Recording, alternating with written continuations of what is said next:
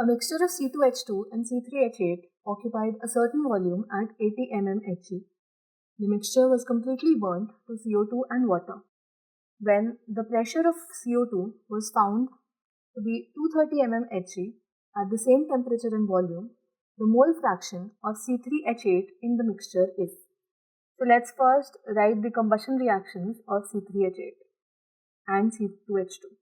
C2H2 when burns in oxygen would form CO2 plus water, and they've said that water is a liquid in this case. That is, they've condensed it after the reaction. So balancing the equation, there will be a 2 here because of C, and 2H already balanced, and there are 5 oxygens on the right hand side, so there will be a 5 by 2 here. Similarly for C3H8 plus oxygen gives CO2 plus water liquid. And balancing, a 3 comes here, there are 8 H here, so a 4 would come here, so there are 2 3s are 6, and plus 4, 10 oxygens on the right hand side, so there will be a 5 O2 at this side. Now they've said that they had a mixture, so let's say in the mixture we have X moles of C2H2 and Y moles of C3H8.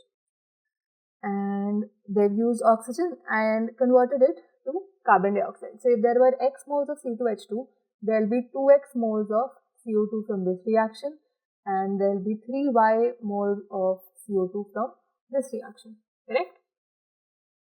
So now let's proceed. They're saying that this particular mixture in which both these compounds were in the gaseous state was occupying a certain volume at 80 millimeters of mercury. Okay, so the pressure of this mixture, the pressure of X plus Y moles was 80 mm, and the volume and temperature were say VT. And now they are saying that the pressure of this CO2 is found to be 230 mm of mercury, that is 2X plus 3Y.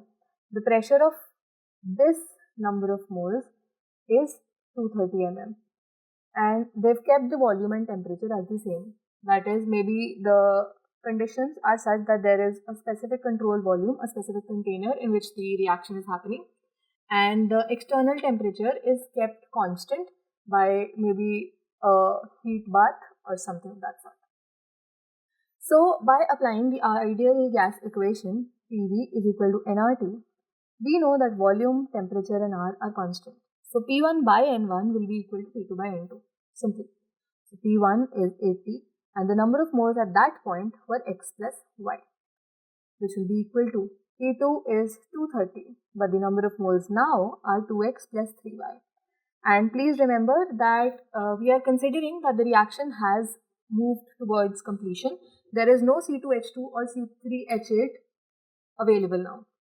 Okay, so when we multiply these things on the other side, 160X plus 240Y is equal to 230X plus 230Y.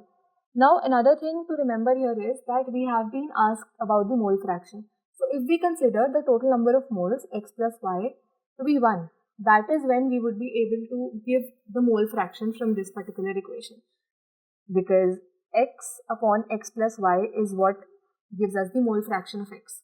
So to simplify our own work, let's take X plus Y to be 1, so that the value of X simply gives us the mole fraction of C2H2 and the value of Y simply gives us the mole fraction of C3H8.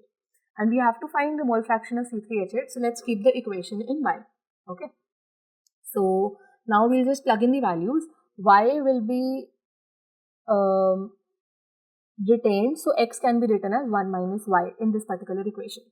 So let's first simplify the equation. The equation becomes 10Y is equal to 230 minus 160, which is equal to 70x, fine, and a 0 gets cancelled out. So X has to be written as 1 minus Y, so Y is equal to 7 minus 7Y, and 8Y is equal to 7, so therefore Y is 7 by 8.